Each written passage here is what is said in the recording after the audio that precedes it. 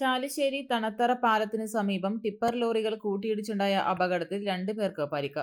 തിങ്കളാഴ്ച പുലർച്ചെ 2:30യോടെയായിരുന്നു അപകടം.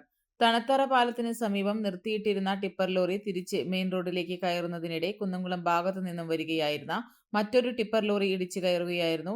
ഇടിയുടെ ആഘാതത്തിൽ മരത്തിൽ ഇടിച്ചാണ് ടിപ്പർ ലോറി നിന്നത്. അപകടത്തിൽ 2 ലോറികളിലെയും ഡ്രൈവർമാർക്ക് പരിക്കേറ്റു. അപകടത്തിൽപ്പെട്ട 2 ലോറികളുടെയും മുൻവശങ്ങളും തകർന്നു.